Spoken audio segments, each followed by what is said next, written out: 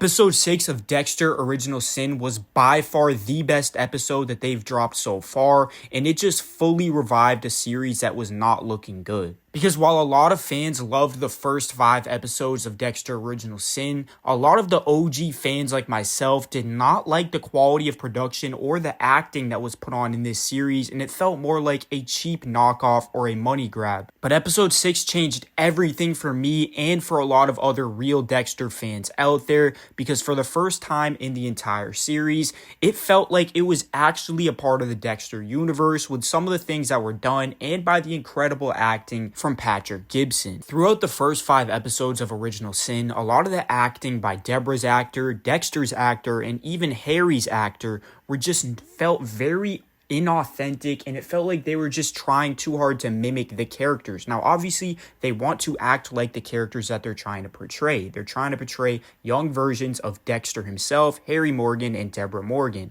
But a lot of the times, it just felt very forced, and it felt as if they were trying to be them rather than actually being them. And while it does still seem like that is happening a lot with Deborah's actors still up to this point, I will say that in episode 6, my viewpoint on Dexter's actor and young Harry's actor felt a lot more real and authentic, and finally actually had me feeling like they were real young versions of those characters. For example, when Dexter and Deborah went on their double date in episode 6, the actor for Dexter finally found a way to capture his awkwardness in a way that felt real and authentic rather than forced and scripted, because his ability to actually act out the awkwardness of Dexter finally worked out properly. For example, the way that he sat next to Deborah at the dinner table instead of his girlfriend felt like a real awkward Dexter moment that would have happened in the original series as well. Also, if you remember earlier in the episode, Dexter was stalking one of his future victims,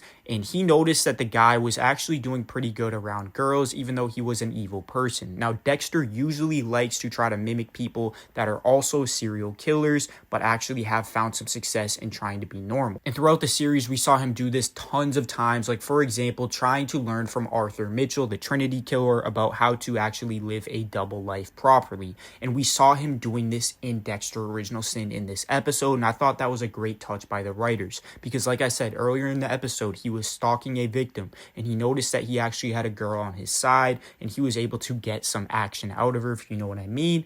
And what did he do to lead up to that? He was showing her how to throw darts on the board, and he was kind of holding her hips and holding her arm and showing her how to do it. Later in the episode, Dexter obviously is on the double date with Deborah, and when his girlfriend misses the dart on the board, Dexter decides to go ahead and copy the move of his future victim, and this just felt exactly how Dexter would act in the real series, because he did this tons of times where he would hear or see someone saying something, and then he would later mimic that same thing to try to blend in and be normal and get his way. And again, throughout the first 5 episodes, the whole Harry Morgan flashback arc was pretty boring. It just felt like it was going nowhere, but this episode, it completely stepped up. You can tell we're getting to the point where Laura Moser is eventually going to be killed off, and as a result, things felt a lot more interesting in his flashback scenes, and I actually was starting to see the similarities with him and the actor of the real Harry Morgan in the original series for the first time, which felt great to see. And one of the major things that really absolutely made this episode great to me and felt like the first episode throughout the first 6 that actually did feel like it was paying a real homage to the original Dexter series